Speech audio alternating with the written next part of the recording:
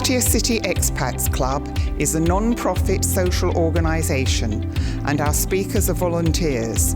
The club as such assumes no responsibility or liability for the professional reputation of or the quality of services provided by the speaker today. Today we're very fortunate to have one of our own members and one of our most cherished members of our board, because Ren is the person who is responsible for getting all of our speakers every week. It's a tremendous job, and he really does. Yeah, thank you. So today, Ren has very graciously said that he would fill in for one of our speakers, and he's going to be talking a little bit about growing old and how to do it gracefully. Gracefully. I can't do that, but he can. Okay, so put your hands together for Dr. Ren.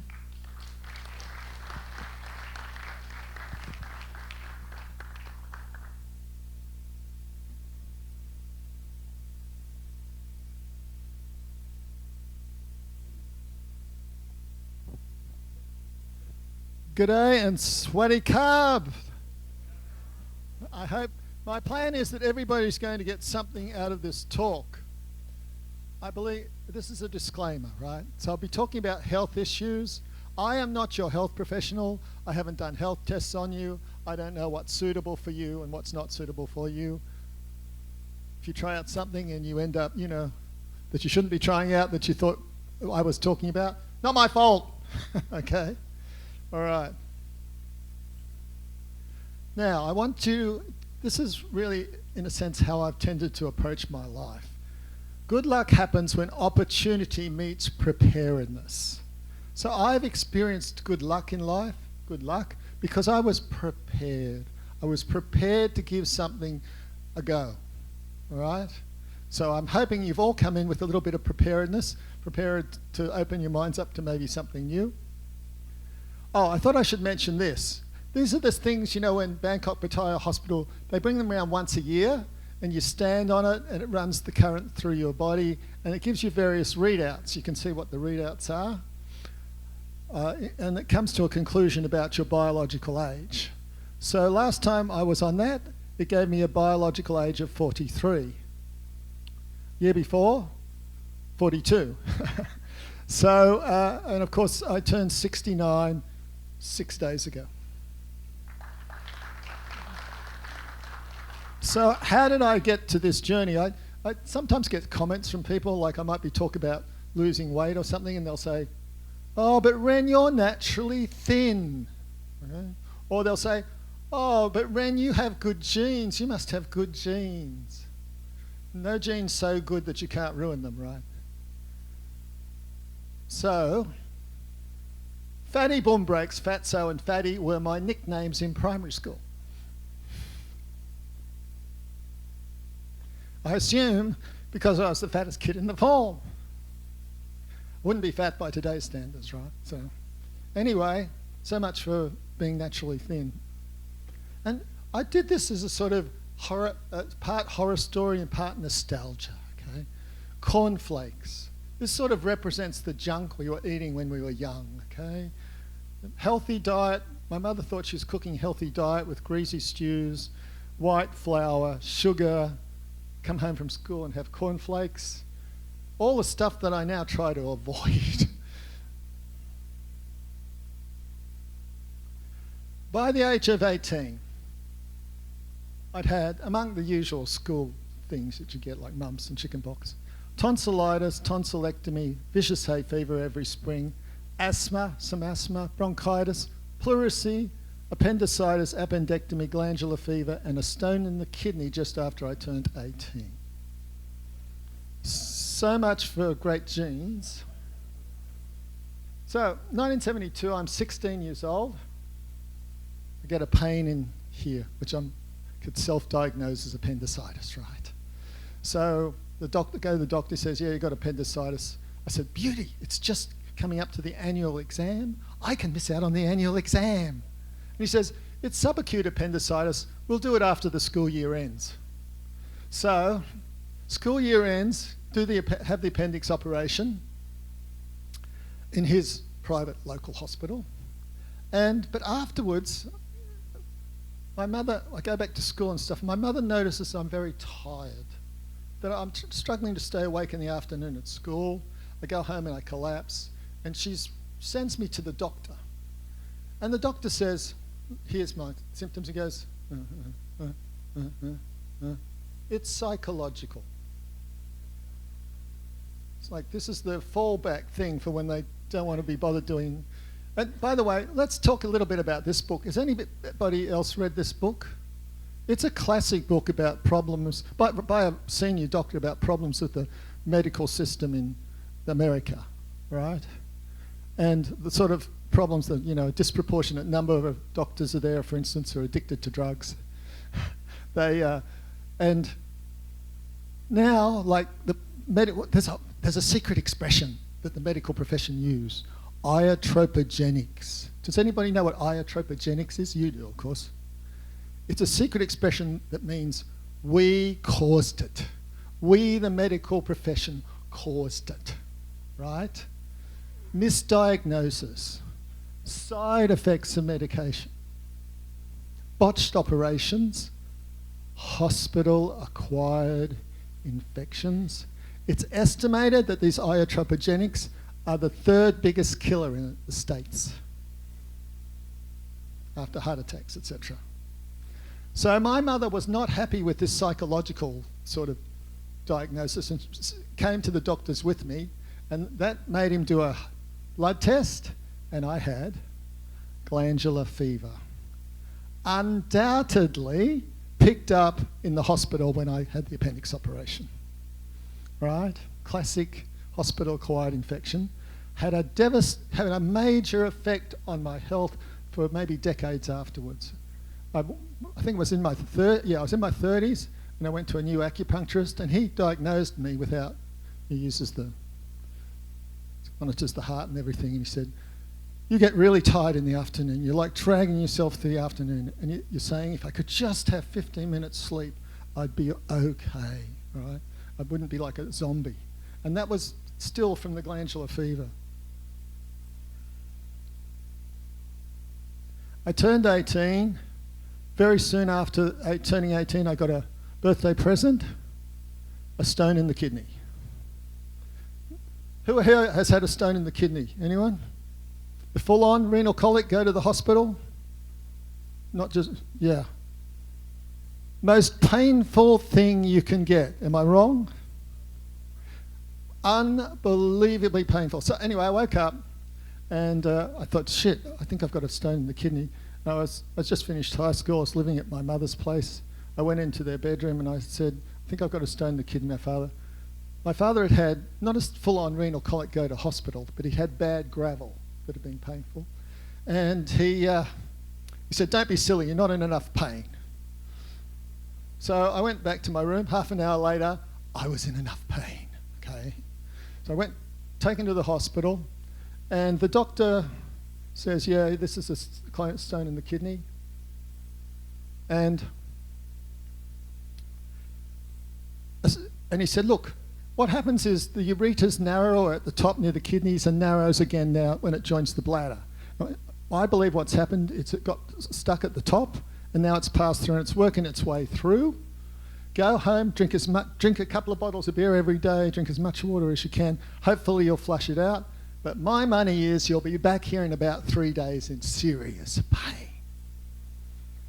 Bastard was right. All right, so I'm back there in about 3 days, and I think only systematic torture could be more painful than a stone in the kidney. It's mainly a guy thing, but women who've had it will say things like, I would rather have 4 children than 1 stone in the kidney. 10 times more painful than childbirth. It's unbelievably painful. And what was really annoying is it tended to be faked by drug addicts trying to get morphine, right? So, because there's no secondary symptoms, there's only the pain. So they tended to leave you there. Just suffer for a while till we decide you really have a stone in the kidney. I was dry retching from the pain. Dr. David, he was in emergencies, nodding his head here, right? Classic, yeah. Unbelievably painful. Eventually they said, okay, gave me some morphine, did an operation on me the next day, put me under general, stuck a tube up the old fella, jiggled it around, and fortunately dislodged the stone. Who went through that with their stone in the kidney? Right? Yeah. We were lucky, because if they didn't dislodge the stone, they're going to have to slice you open. So that was my good luck. Now, a stone in the kidney is a life-changing thing. You think, oh, I can't change my diet. I'm not going to do exercise. You have a stone in the kidney, it's like, whatever I have to do to never have another stone in the kidney, right? You are motivated. So, and suddenly, you know, water becomes your best friend. I drank unbelievable quanta of water after the stone in the kidney, and had to go to the toilet very often. It was hard to sit for a whole hour through a university lecture, and I could feel the gravel working its way through. So I was passing out a lot of gravel through my left ureter. Other big Australian problem is this, the sun, okay? I grew up, any other Australians here, right?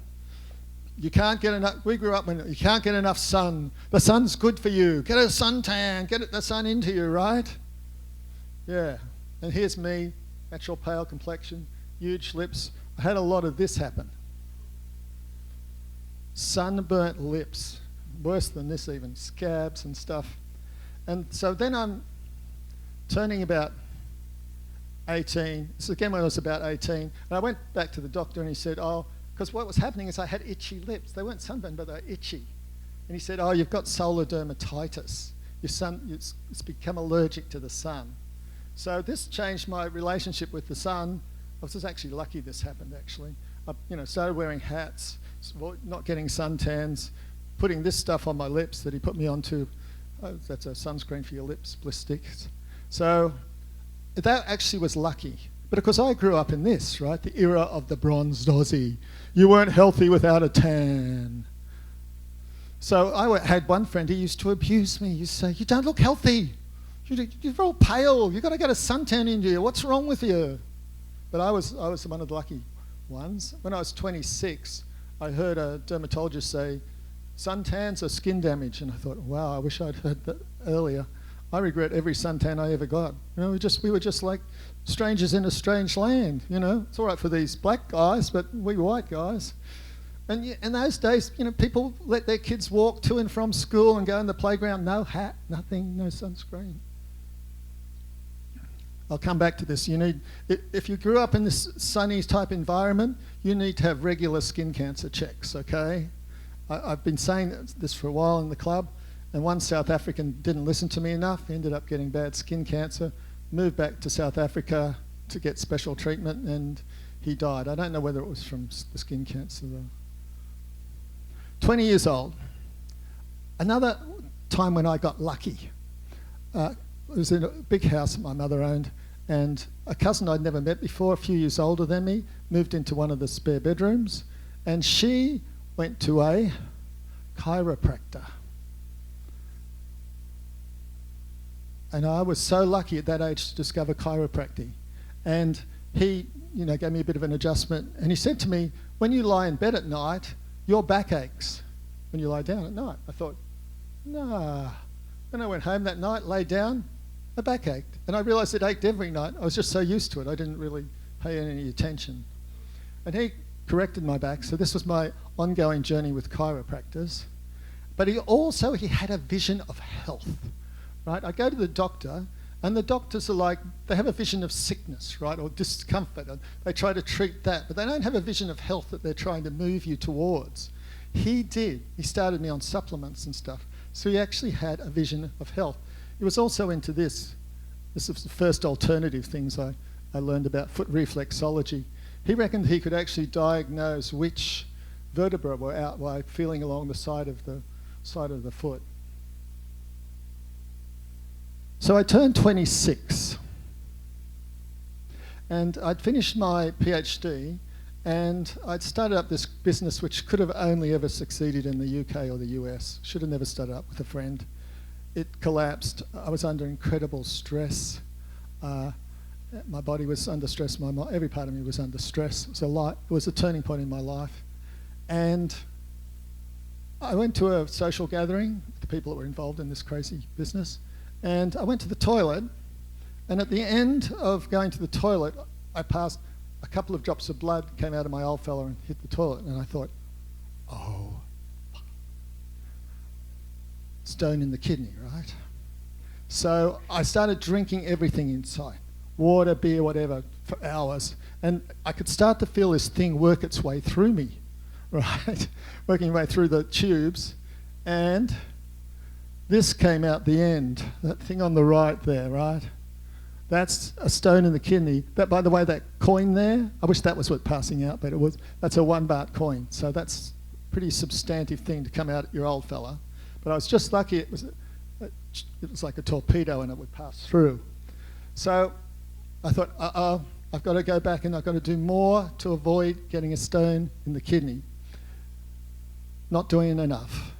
And I knew the stress was partly to blame for it all. So I was seeing an acupuncturist at the time, and he said, you get the stone in the kidney for the same reason you get X, whatever he was treating me for. Things are not flowing. They need to flow through your body. You need to get things flowing. Come and do Tai Chi. But I live a long way from anywhere doing Tai Chi. So I started to do this, jogging every day. Get things flowing, right? Flow, flow, flow. So I started up doing 20 minutes. And it was the era when jogging was becoming really big.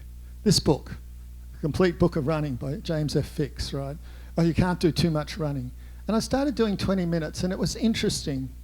It was like my body adjusted to it, and 20 minutes and my body was sort of like, oh yeah, we've done that. It's not really having an impact. So I started to do 30 minutes. And then my body adjusted to it. It was like, yeah, I've got to do more. So I started to do 40 minutes. I might have even peaked at 50 minutes. And at one time I did a 16.5 kilometre fun run. So this was getting things flowing and motivated by the stone in the kidney. As much motivation as you ever need. By the way, this James F. Fix, this was sold hundreds, 500,000 copies, a huge number of copies.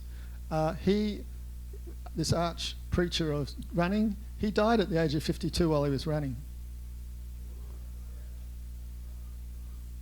29th birthday.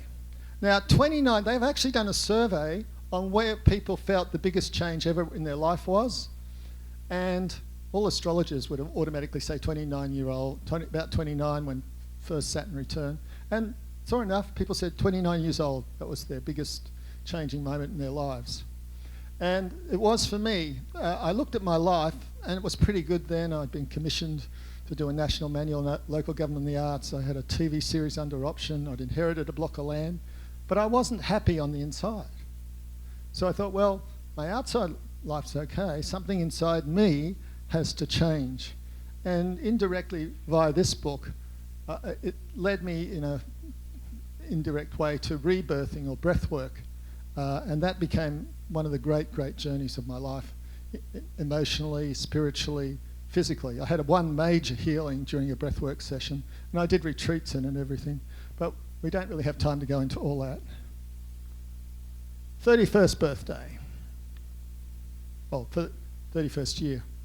I shifted. I built a house on this block of land up Ettalong Way, and they were doing Tai Chi nearby, so I did Tai Chi. And there was about 3 guys, and the rest of this class were women. It was Yang family long form. 40 minutes of Tai Chi, right? But we eventually got through it. And at one stage, the teacher, Lewis, took the guys aside, okay? He took the 3 males aside, and he said, listen, guys, this was not a conversation we were exactly expecting. Listen, guys, you need to stop ejaculating. Because when you ejaculate super concentrated life force, and you need to stop ejaculating so that you slow aging. And this made sense to me, and I knew about the concept of qi in Chinese medicine and how important it is to retain qi and circulate qi, and etc. He didn't tell us how to do this. He just said, stop ejaculating. So it made sense to me. This is it. Do people realise how amazing sperm are? From the Chinese point of view, they are super concentrated life force. Every one of these tiny little things, each one of these sperm, they are like amazing. In terms of how big they are and how far they go, it's the equivalent of a guy like running from Sydney to Perth and back again. And when you ejaculate, you're ejaculating 40, 60, 80, 100 million of these, right? And what happens to the guy? Well,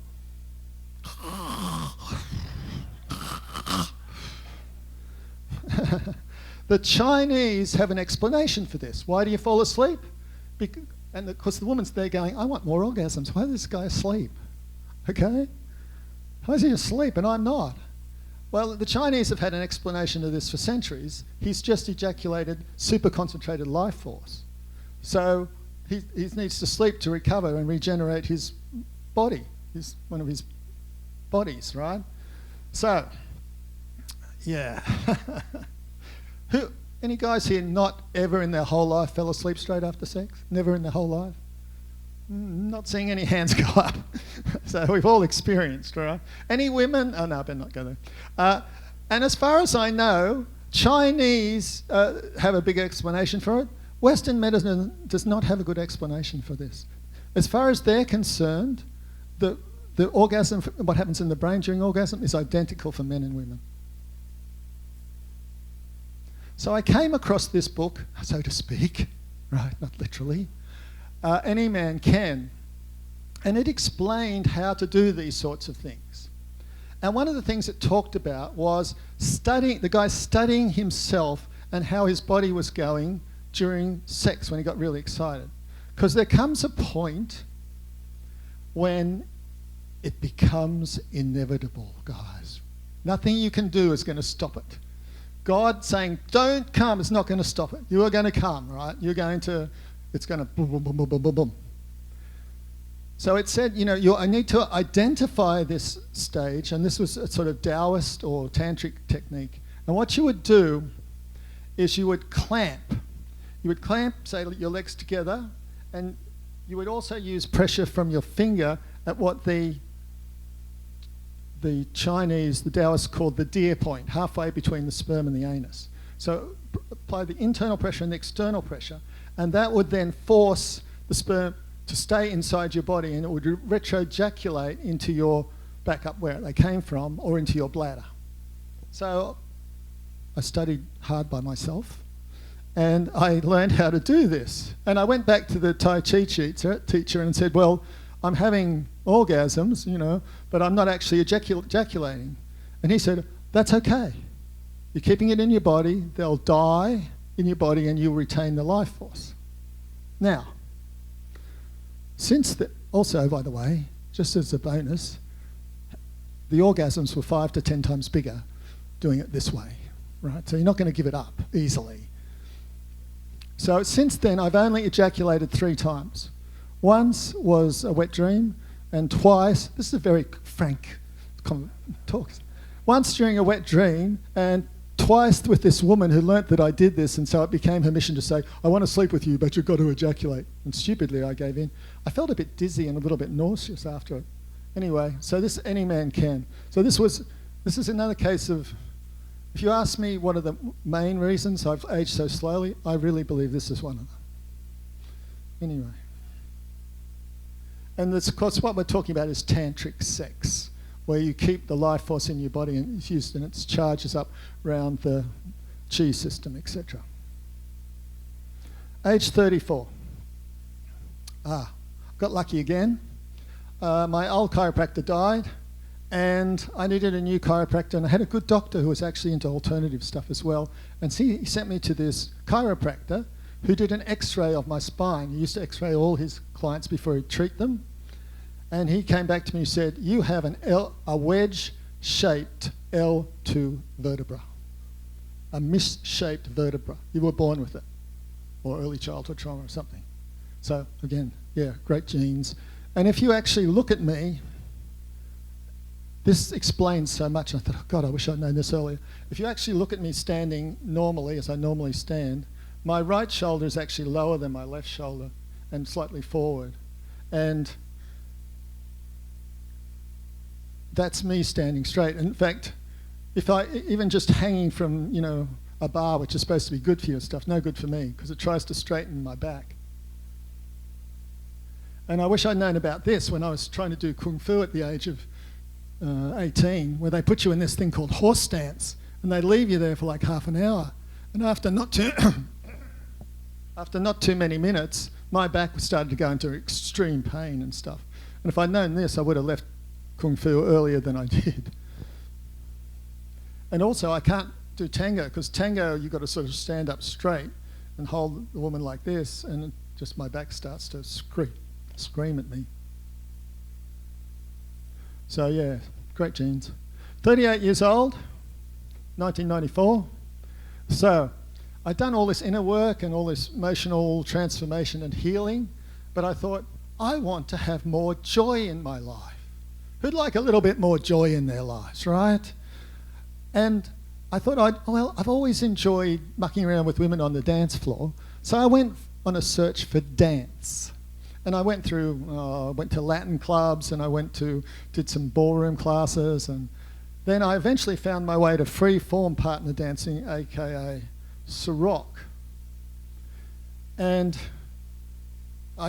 firstly, you want to look up dance on the web, benefits of dancing, health benefits of dancing. It is titanically good for you. You're having fun and you're getting, serious physical exercise, emotionally good for you. Name something, dance is great for you. And I became very passionate about it. I ended up teaching it. I was doing it 3 or 4 times a week. My social life tended to revolve around it. Great for your social life. And I won championships in it. And I'll do a talk about dance another time. Let's go back to the dance. Now, really have a serious look at the benefits of dancing. It really is amazing. They are doing tango classes here once a week. 43 years old. Now, 43 years old, I'd always thought in my 40s I should start to do weights. Really, I should have started to do weights earlier. And I was starting to do these. This was coming up to year 2000 when I did my first big, what they call showcase routine, choreographed freestyle routine and big lifts. So I thought I better start getting serious about weights. So I went to the gym. And I went to the gym and said, how do I do the weights?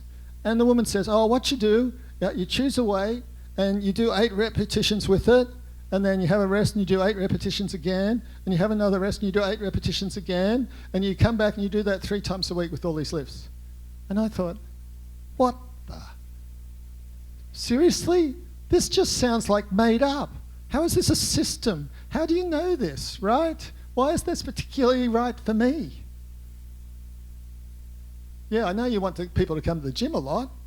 So maybe about 18 months after I started, I got lucky again when a friend brought home a video that included Anthony Robinson. And it was about this thing called static contraction.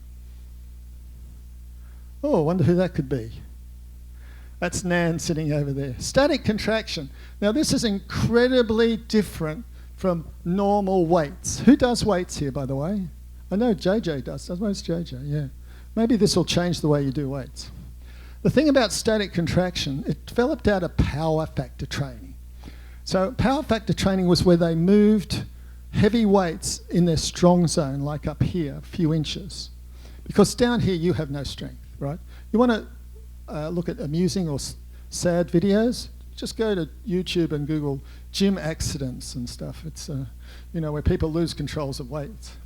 But with power factor training, you're in the strong zone. And then they were getting reports back that just holding really heavy weights was even more effective. Okay? So they would pop them up and just hold them and count how long they held them. It was like systematic. They tracked what they were doing. So there's Nan, first ever go 6 days ago, 5 days ago, not many days ago, first ever static contraction. Davey, I've been, Dr. David down here has been getting into it. So let's have a look. There she is doing the leg press. And here we go. 9, 10,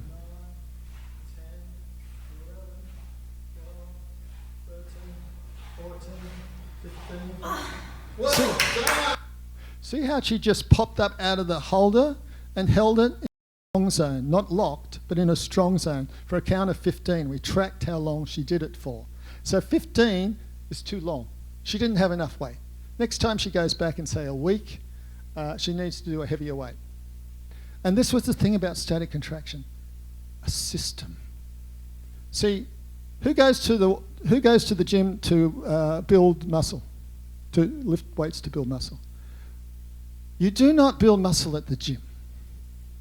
You go to the gym to overload, micro-tear your muscles, and you build muscle while you're away from the gym. One of the most important things as you get older is to, am I right, Dr. Davey, about muscles for the elderly? Yeah, really super important to try to keep your muscles going. Oh, here's it's not quite as sexy as so you know, you can see I'm straining. This is actually an ab crunch. So the thing about this which is great, the thing about static contraction which is great, a system. You tracked.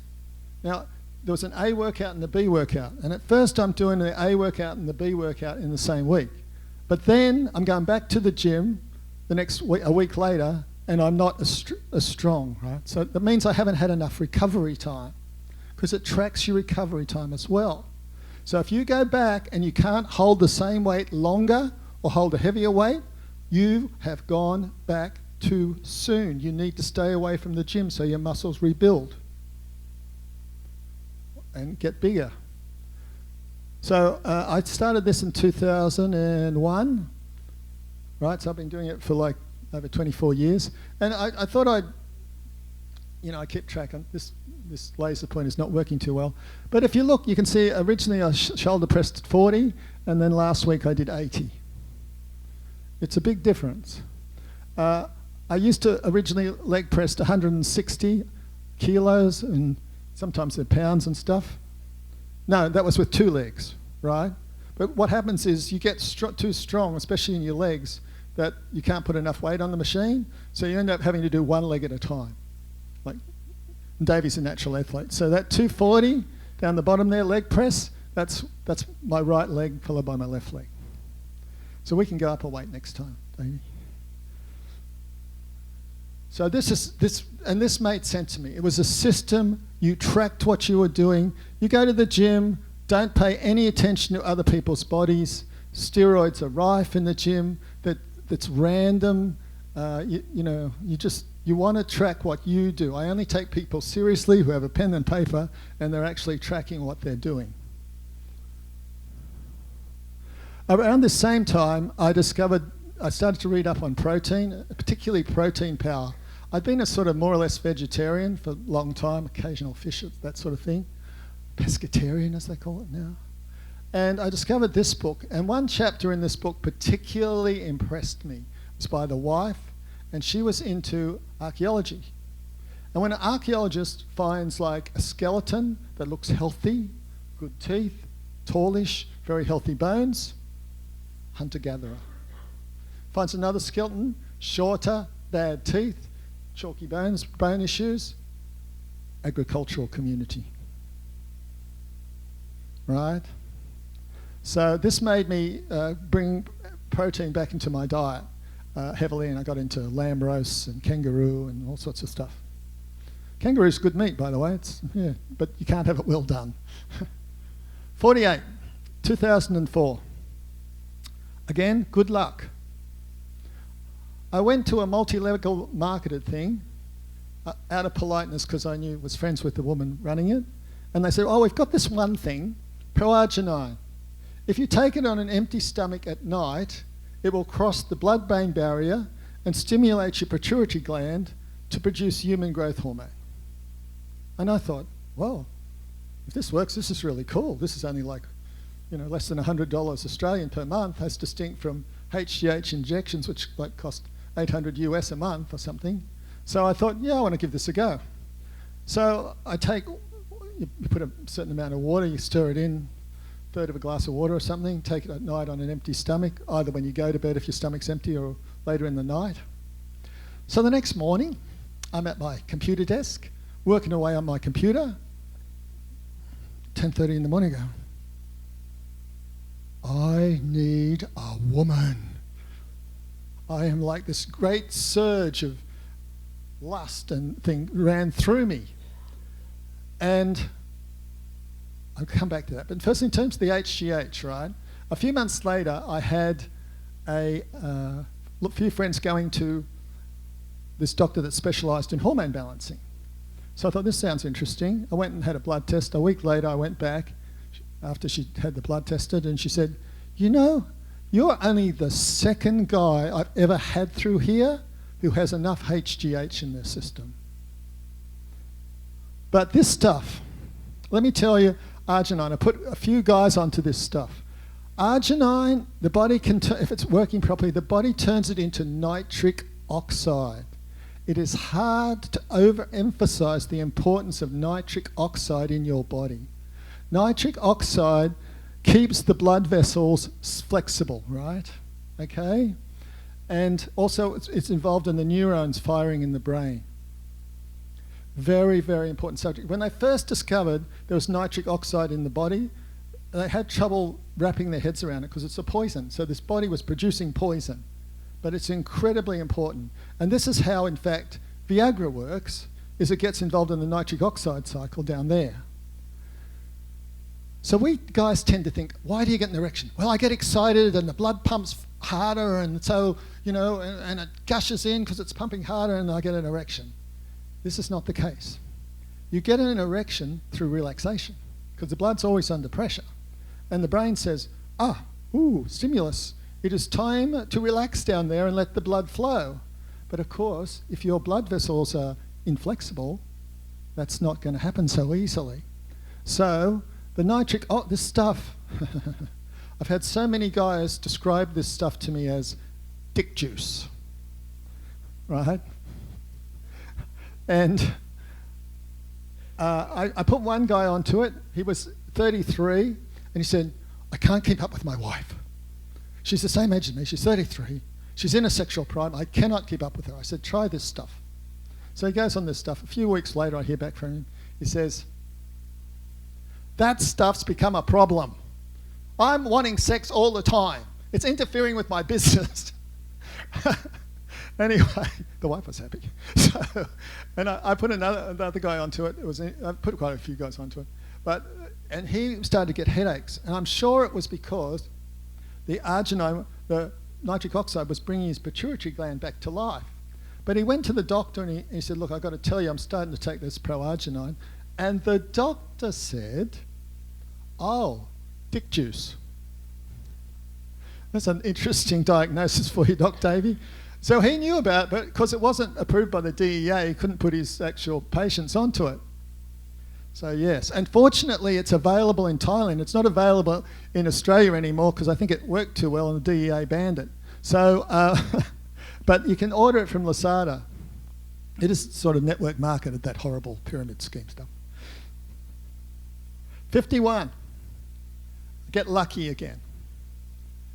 I went to a guy who was a personal trainer that other people knew, and he had actually bought, this static contraction. He bought a very expensive static contraction machine where so you lifted with this machine thing. And so I did the bicep curl, and he went, oh, okay, that's a record. And so I went back, rested, and came back however many weeks later. So I did it again. He said, oh, that's another record. How the hell are you doing this, right? You know, I'm like this tiny guy. He's used to guys with steroids and stuff. But my father always said he had big pecs. And this is another interesting thing about weights, is if you do a bicep curl, you don't usually engage your pecs. But when you get really tired and you try, that's the pec muscles come in. And that's where static contraction can really develop your pecs. Anyway, he put me onto this form of exercise, and he said, what you do is you do 20 seconds flat out, have a rest, do 20 seconds flat out, have a rest, do 20 seconds flat out, and then you do that 3 times a week. Now, this made sense to me, right? Okay? Because with the jogging, my body just adapted to it. It was just, 20 minutes, right? Oh yeah, I've been there, done that. If you are flat chat for, say, 20 seconds, as hard as you can, your body says, okay, I've really got to respond to this. I don't have a choice, right? So here's a video on it that came out about 6 years after I started doing this. It's a BBC Horizon documentary. Piece of training, or is it the real thing? No, now we're on to the real thing, Michael. So. Jamie and his colleagues have shown it is possible to improve those health markers with a remarkably short amount of exercise. It's a new, evolving field of study that has really taken off in the last few years. What we're going to do is introduce you to the HIT protocol, the high intensity training protocol, which over a period of just a few minutes a week, we should be able to demonstrate that you can dramatically reduce your response to a glucose drink. You see, this I find utterly unbelievable, I have to say. Yes. I mean, I knew, because I had read your research before I came, that you were going to say this. But it goes against absolutely everything I was taught when I was in medical school and everything I have read since. How long do I have to do it? When, today you're going to be cycling maximally for about 20 seconds, and then you're going to have a short rest. Okay. And you're going to repeat that 2 more times. Okay, but that really doesn't sound like exercise, I have to say. Well, 3 bursts of 20 seconds. Yes. And I have to do this how often a week? Well, we would like you to do it 3 times a week. It only adds up to a grand total of 3 minutes. That's just 3 minutes of high intensity exercise a week, and that is absolutely nothing. Well, we're going to show you that that's actually quite a lot for the metabolism in your muscle, and it will make a really good difference. The whole industry around exercise says, do more, do more, do more. Yeah. And only way of getting any benefit is through huge amounts of pain and huge amounts of time. Yeah, of course. And you're saying the complete reverse. Well, you know, you can imagine the drivers for that. For example, if you're doing lots and lots of high volume exercise, you need to buy a lot of equipment, a lot of kit, a lot of running shoes, etc. Here, you could do this in your suit if you really wanted to. Okay. Okay, if you want to start pedaling in 3, 2, 1. Okay, and go as fast as you can. Sprinting. That's looking really good. Really good. Excellent. Keep it going. You're halfway. Keep it going. 5 seconds to go. 3, 2, 1. Stop paddling. Okay, stop there for a bit. And it's different.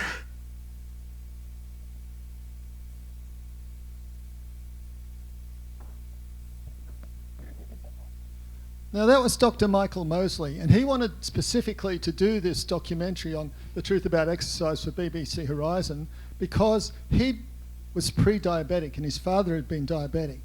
So he really wanted to do something that might stop the progress. So they put him on doing this from the exercise bike for 4 weeks. Total high-intensity interval training time, 12 minutes. His insulin response improved 23%. Right, now I'm definitely not saying you should do this. I don't know what condition your heart's in, etc. But I got Davey and Nan doing it the other day, so they might like to comment later. So I've been doing high-intensity interval training since 2007. 2023. Spondylosis. I think it's spondylosis and not spondylitis. I get confused. Davey will explain it to me. So I've got major issues with my lower back. Probably a lot of that is from sitting. They reckon sitting is the new smoking or something. Anyway, one time I'm walking along and Rose had left a plastic bag in the kitchen. My legs slipped like this and I grabbed my stents up and everything. It was the worst pain I'd felt since a stone in the kidney, but it was only briefly. So a guy who's given some talks here, I talked to him, I said, look, I'm thinking of getting stem cell therapy. That can cost you $300,000 and stuff. And he said, oh, you should have a talk to George. Down here, George, put the laser pointer on George, because he's uses into this stem cell stuff, blah, blah, blah. So I talked to George and he said, yeah, this is the stuff. Now, firstly, let me say this. There is no doubt, 0 doubt, that working with stem cells is a big part of the future of medicine, positive medicine. No doubt. There's been Nobel Prizes awarded for it, etc. So I had the good luck and was prepared, and I was prepared to give it a go. So I went on it on the minimum dosage from it. It skimmed from a volcano originally in the US, and you can get it. It's a network marketed thing. If people are interested, I'll send you videos, etc. So I went on it for 2 months on minimum dosage. After 2 months, all my spondylosis symptoms disappeared. Because, anyway, and George gave a very good talk on it about a year and a half ago, I think. So it's amazing what you can learn at the club. So I'm really, really, really grateful I discovered this, and I'm on it for the rest of my life, just as I'm on Proarginine for the rest of my life. And at one stage, for instance, cash flow was an issue. So instead of taking the Proarginine every night, I take it every second night. If you can't afford it every second night, do it every third night. And recently I've rekindled the Tai Chi because I let it go. I went back to Aikido and did my black belt, and then I was doing the dancing and stuff. But now this is Yang Family short form. It's only like 7 minutes and not 40 minutes. So I do that a few times. And I do stretching every day. I do the high intensity interval training. In my case, I run the stairs. Arguably the push bike is the best way to do it, the stationary bike. And I'm not quite, just relax for a little bit longer, George. Anyway, so I'm doing that every day, and of course I'm doing the very systematic static contraction. So, some helpful tips for effective self-therapy. I think everybody should be able to take something away from one of these tips. Firstly, this. I've introduced some people to the Yoko. Who uses the Yoko because I put you onto it? Would you ever be without it again in your life? No. It's a topical anti-inflammatory. Apparently, all natural substances, you just buy it from any pharmacy. The maximum I paid for is 210 baht. I think I got it, bought 3 and it worked out 160 baht each. It's got a great applicator, like a shoe polish applicator, so you don't have to smear the anti-inflammatory on your hands and rub it on your body. I don't know. Anyway, most pain comes from inflammation. It's a topical anti-inflammatory. And it's magic, because you take a painkiller, you're straining your kidneys and whatever, or this stuff, you just put it on your skin. I use it on, I have a stomach ache, I use it. I have a joint ache, I use it. I have a muscle ache, I use it. I have, Rose has period pains, she uses it on her belly, right? It's really fantastic. I don't travel without it. And I've got some in my bag just here. If anybody got ache and pain, come up later and I'll put some on for you. So if you take nothing out from this talk other than this Yoko, this talk was worthwhile. I cannot recommend it highly enough. Any pharmacy. The air is shite at the moment, right? And how important is it for you to put decent air through your body? These Hatari air purifiers are quite cheap, and the filters seem to, I just changed my filter for the first time after about 5 years. It's probably a bit excessive, but this is a really perfect size for a studio, or have one in your bedroom at night where 8 hours of decent air instead of terrible air. Nasal breathing, it's really good for you, but ask Davey Wade, he's going to give a talk on things like this soon. And selenium, I've recommended this stuff. My naturopath put me onto it years ago. I was taking prostolobium, which was supposed to be good. They changed the name from epilobium because prostolobium sounded better. It's really good for your prostate. And it's been farmed out of all the soils. I have an enlarged prostate, but I have no symptoms from it. And I went to Australia once and I thought, I'm only going for a week, I won't take the selenium with me. After 4 days, my prostate started to ache. Farmed out means there's none in the soil anymore, and because they don't legally have to put it back in the soil to farm it, means everything you eat, nothing's got selenium in. And one guy here actually talked about how he had terrible joint problems when he was young, and the natural food place said, oh, you want to take selenium, and his joint issues went away. So both men and women really want to be on this stuff, because you're just not getting it from your food. And if you're lucky, you can get this from Australia, selenium drops. You put about 3 drops in it, it lasts for months and months. It's great. And guys especially should have zinc. Zinc is a major component of sperm. It's why oysters are supposed to be an aphrodisiac, because they're very high in zinc, etc. But women as well, for the immune system. Oh, this is something I learned about from a talk at the Expat Club. Pascal from Health Hut. I gave a talk here, and this is a product he's developed. The idea is that magnesium is more easily absorbed through the skin than internally. So this is a lotion I put on at night for my belly to absorb the magnesium. So Health Hut. The website is healthut.com, not this sort of health ut. Stevia instead of sugar, okay? Stevia, stevia, stevia. Now, green tea in the morning, amazingly good for you. Pycnogenals, flush out your system, everything. Hard to think anything that's better for you in the morning than green tea. Cocoa. Cocoa is a great thing. I'll get people like, Nan to come up and tell you why cocoa is so good for you. And special treat. This is Espresso Love out the front of Food Mart on Taupraya Road. And you can go there and get what is called a Cocoa Ren, okay? It used to actually be on the menu as Cocoa Ren. It's a cocoa barn or cocoa frappe. Now, the cocoa is really good for you, but of course, because it's really bitter, they put sugar syrup in it. But I leave stevia there, and they put a couple of drops of stevia in for me instead. It's also literally developed by recipe. So, and I would product test which was the best cocoa for it and everything. And if you go in, I'm going to tell them, if you go in and you ask for a Cocoa Ren instead of a cocoa frappe or cocoa barn, to put stevia in for you instead. Okay, I'll leave my stevia there. I do leave my stevia there. And the taste, is the taste okay? It's the best. It has a more adult taste. It's like not like sweet like when you're children. It's got a slightly bitter taste.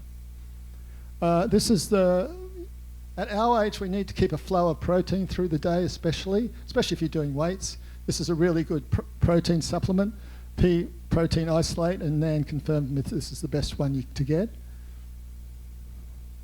Oat bran.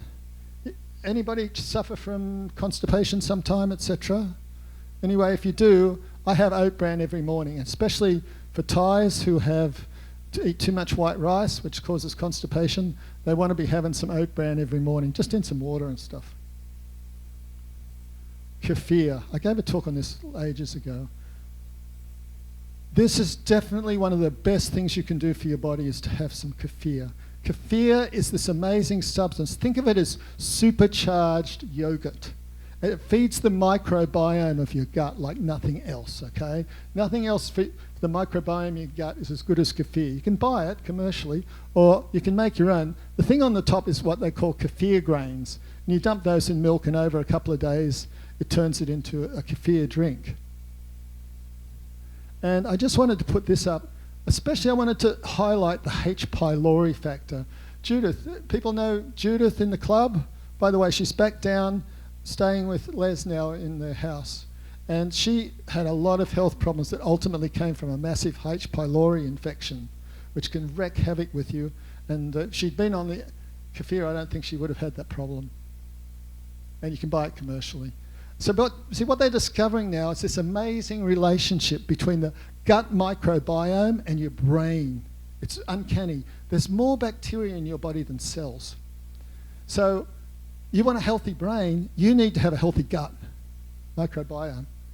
I'll tell you a story. I met this woman, and her youngest kid was on the autism spectrum disorder, and he refused to eat anything other than chicken McNuggets. That was all he would eat, right?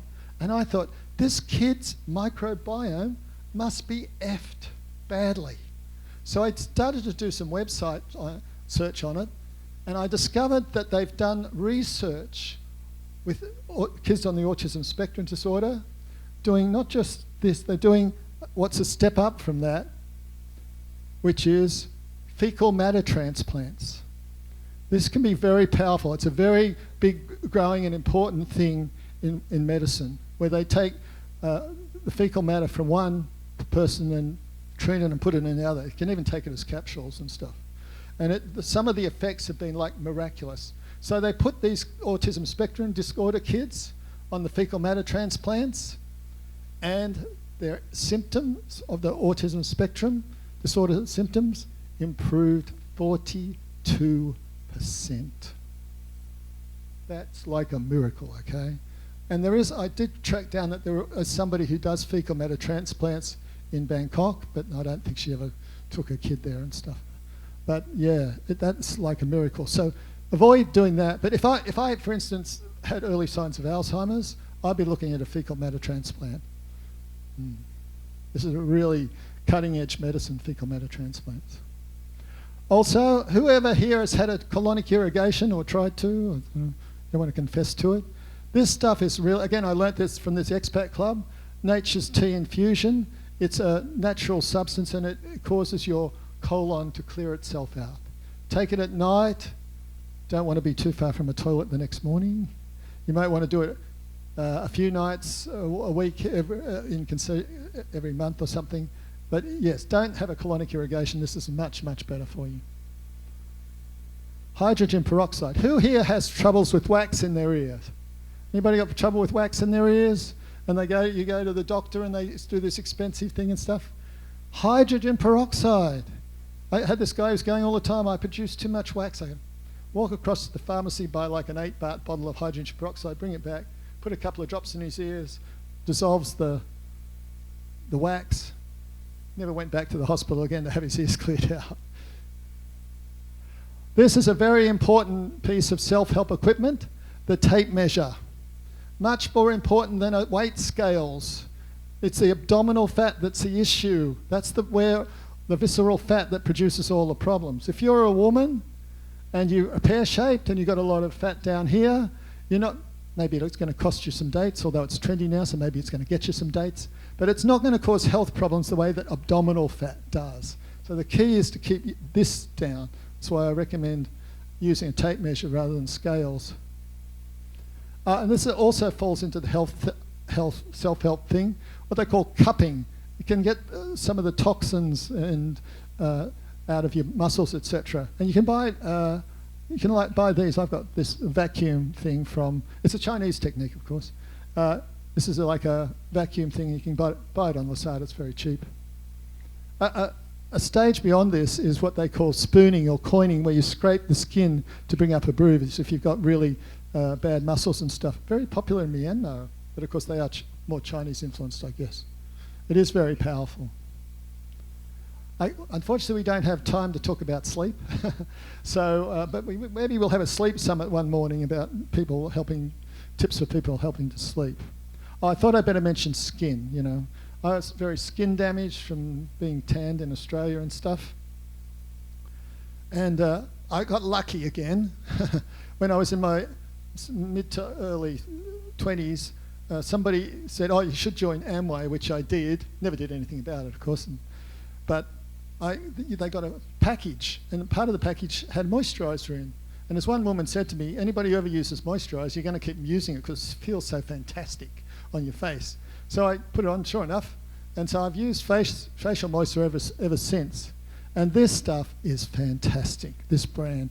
And they reckon now you should have sunscreen on during the day, especially if you sit near a window, okay?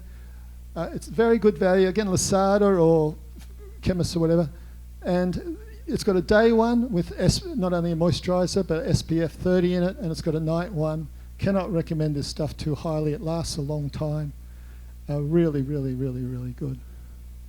And also, to clean your face, only ever use this stuff. Don't use soap. Cetaphil they use it in cleaning dressings and all sorts of things. It's natural pH with your skin, very cheap over time. Again, pharmacies, etc. Highly recommended. And also highly recommended is this.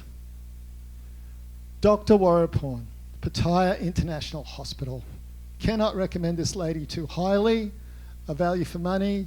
I went to one hospital, I found out how much is it going to cost for a skin check, and they gave me one price. When I got there, it was a different price. Went straight to Pattaya International Hospital, and I've been going there ever since. I get a checkup about every 9 months, and she's often using frozen nitrogen to freeze off sunspots and stuff on my face.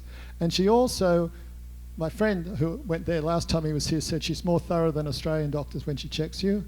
And one time she discovered a melanoma on my back, on the spine. Imagine if that had just been allowed to run riot, okay? Would have eaten its way into my spine.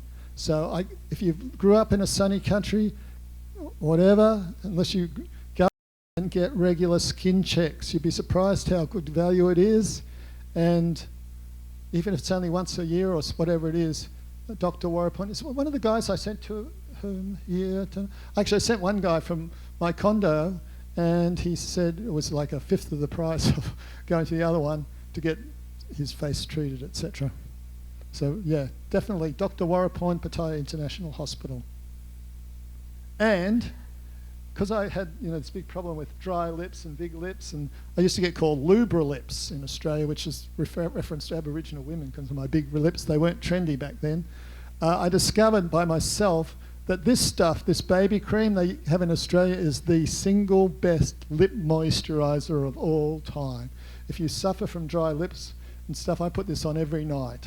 I cannot, again, get somebody who's coming over from Australia to bring you some of those. It is absolutely magic. Oh, I thought I'd quickly close with a few quick guy stuff things, okay? Women, you can go to sleep briefly now. Cialis. Now, Doc Martin has started to recommend half a tablet every 2 days. It has all sorts of health benefits, including for your prostate, etc. Dr. Davies here, he can tell you some of the health benefits. Am I wrong? No, so it's well worth considering taking Cialis every second day, and of course you will experience some sort of increasing your sex urge probably. Buy yourself a pill splitter. Just generally, everybody should have a pill splitter because, maybe you only need half of that pill, not all of that pill. Oh, now there's a few natural substances that have tended to be shown that they naturally boost male testosterone, okay? And there's some studies around that. One of these is pine pollen, which you can have every day. It's like a food. Another one is Tonkat alley. And another one is ashwagandha root. So have a look at those ones. Do some research yourself, and maybe think about better to work with your body and stimulate the testosterone rather than as soon as you start having testosterone shots, that's it. You need them for the rest of your life, pretty much. Yeah, Dr. Davies nodding. So this is definitely a better way to go and to try out. So, good luck happens when opportunity meets preparedness. So I hope that some of you were prepared to learn something today and to try a few things out. Okay? So we're going to have some Q&A. Come up, Davey, to answer the questions. No, just kidding. Yeah.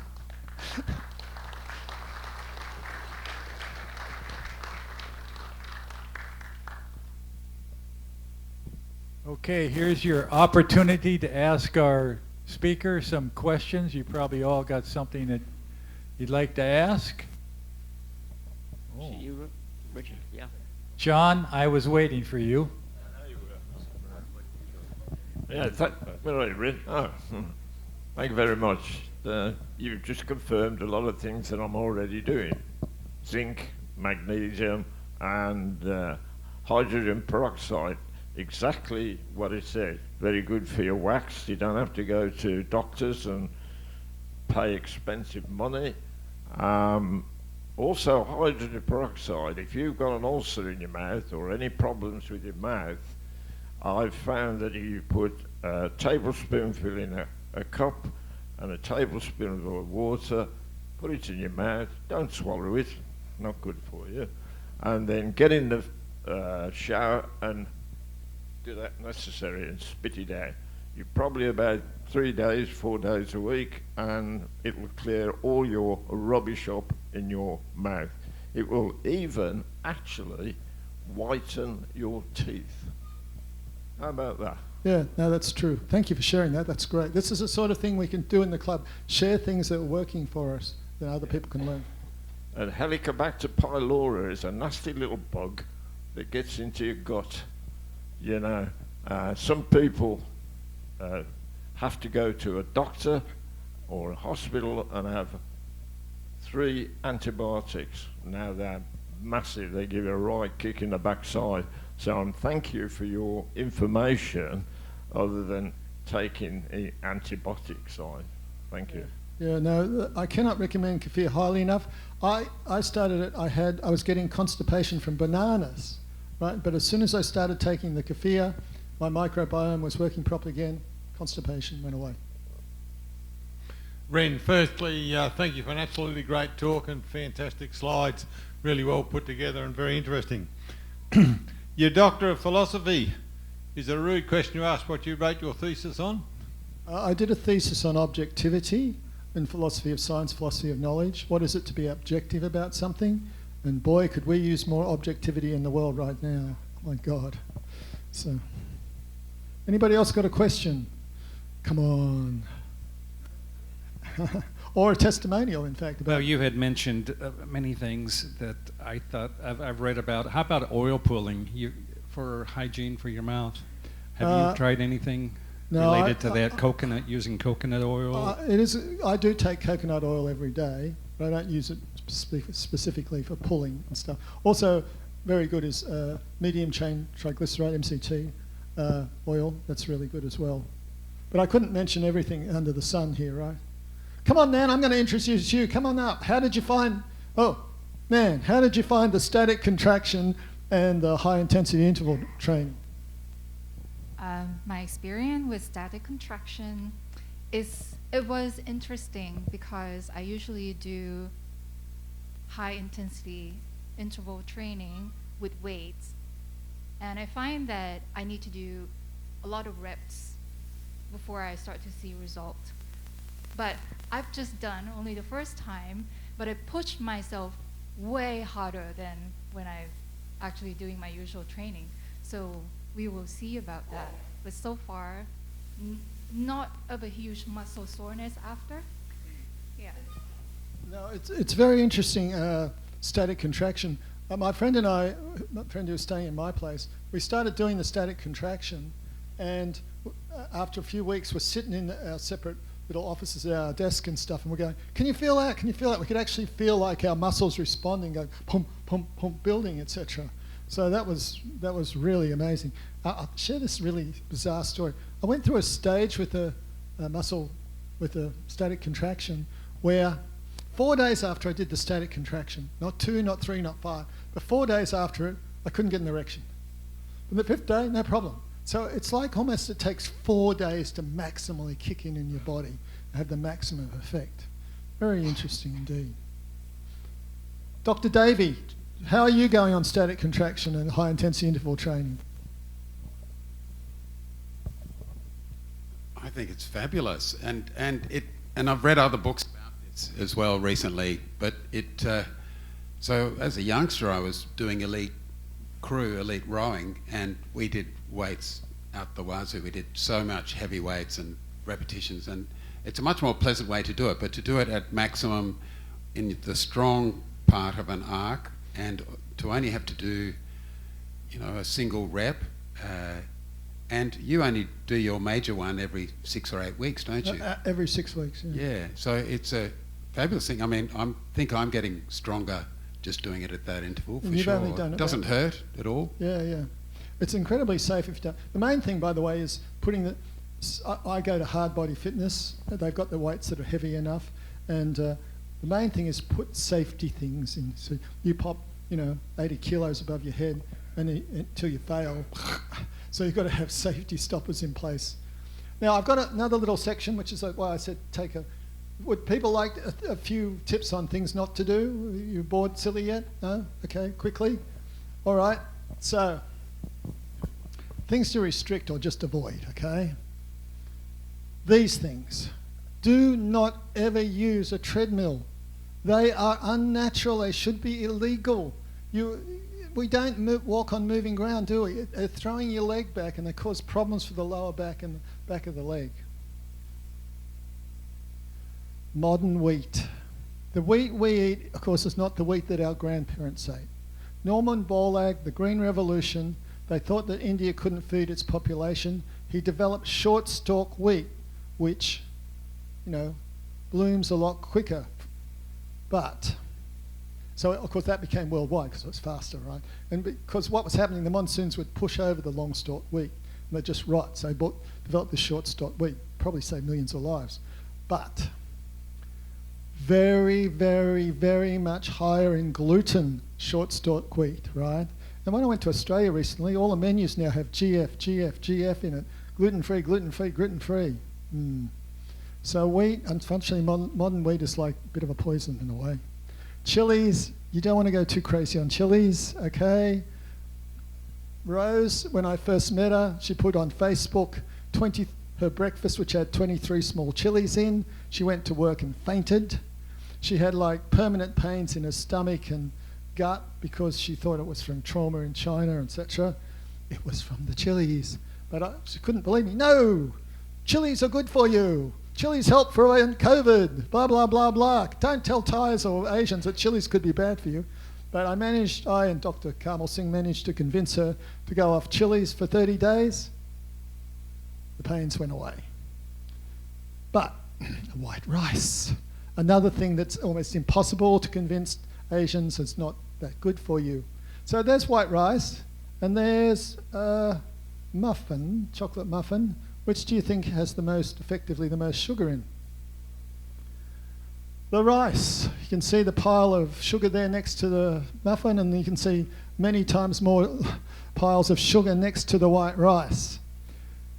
Diabetes, because of this, and it's high, GI, diabetes is a big problem in Asia, especially in Thailand. This is 2013, but you can see, if you can see it, the diabetes death rate from diabetes, 4.1%. From the US, death rate at the time, 2.7% from diabetes. Since then, the rate of diabetes has gone up in Thailand, but the death rate has dropped because their medical thing's a bit better. But yeah, sugar and white rice, oh my God. Brown rice, black rice, not so terrible. Yeah, road injuries, yes, let's not go with road injuries. By the way, road injuries in Thailand, if you don't die at the scene and you die in the hospital later, it's not counted as a road death. Beer. Now, the one I'm putting this up is because what they're discovering lately is that alcohol tends to cause eye problems, macular degeneration, glaucoma, right? The eye authorities in Australia now are saying, only have 1 drink of alcohol a day. You get 2, you're going to have, very likely to have major eye problems. I know one guy gave a talk here, he has supplements and health conscious and all that. His eyes are just falling apart, he drinks a lot. So this is a big issue, and it's one thing that you probably hadn't heard of before. And mouthwash. Mouthwash is a problem. It destroys the microbiome in your mouth, and it means yes, it destroys the smelly bacteria, but it also destroys the good bacteria, and it means your microbiome in your mouth can't turn protein into nitric oxide, etc. So you want to eschew or avoid mouthwash, brush your teeth or something else, right? Oh, the alcohol too. Oh, don't swallow it then. Yeah. All right, so that's all she wrote. I hope you got something out of it. Any more questions? Yes, Ren, I have a question. Well, not a question, but a comment about what you were saying of the pain of the kidney stone. Yes, is not pleasant. Because we're foreigners living in Thailand, we tend not to trust the water that comes down the pipe, so we buy bottled water. What I didn't know is all the different makes of bottled water have different amount of minerals in it. Some of them boast how much minerals they have in it. How you want to grow a kidney stone, you do too, obviously. It doesn't help. No, it all depends on the type of minerals and what you're susceptible to, right? So, what I was going to say was we had a speaker come a long time ago now from the university in Chonburi, and he had a list of the makes and how much, and he recommended, to find out how much minerals that you are taking and what kind they are. Well, I use the reverse osmosis machines, which I think is going to give you the best result. The reverse osmosis machine to get to the purest form of water. But also, you got you've got to monitor what's right for you. For instance, turmeric was recommended. Oh, turmeric, it's an anti-inflammatory, it's good. I started taking organic turmeric, and a couple of weeks later, my left kidney started to ache, and I thought, what the hell am I doing? What am I doing differently? And I was taking this turmeric tablet, and the turmeric. And sure enough, I do a web search, and it's very high in the substance that can cause kidney stones, right? My left kidney alarm, and so I stopped taking turmeric. There are several different types of kidney stones, and these days, if you have a kidney stone and it can be caught, like if you're in hospital, we sieve the urine to get the stone and analyse it, because there are different types of stones, and if you know what type of stone it is, or if you pass a stone and you can see it there, then keep it and get it analysed. So that can tell you might have to avoid kale, or it might be a calcium stone, but there are different chemicals that some people genetically might be predisposed to make one type of stone or another. So these days, if you do have a kidney stone and you happen to catch it, then keep it and get it sent off to a lab so you can tell what things might be the issue. Also now they've got these machines they put you in, and they put a shockwave through the water, and they can hopefully smash the kidney stone so you can pass it without having to go through the horror of being sliced open, etc. All right, well, I hope you took at least something away. If nothing else, the Yoko Yoko, okay? Go and get the Yoko Yoko. Okay, well, thank you very much, Ren. You know, you're sort of a renaissance man, because you're not afraid that you try everything, and when you die, you're going to look good. So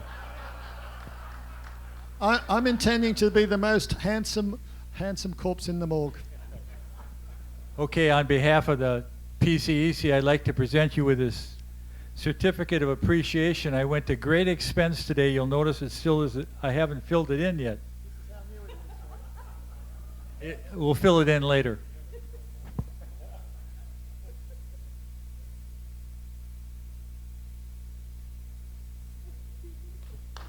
Thank you very much. Wow, it looks just like me too. You really had my attention until you got to the part about beer, and then I lost you. I just shut you off.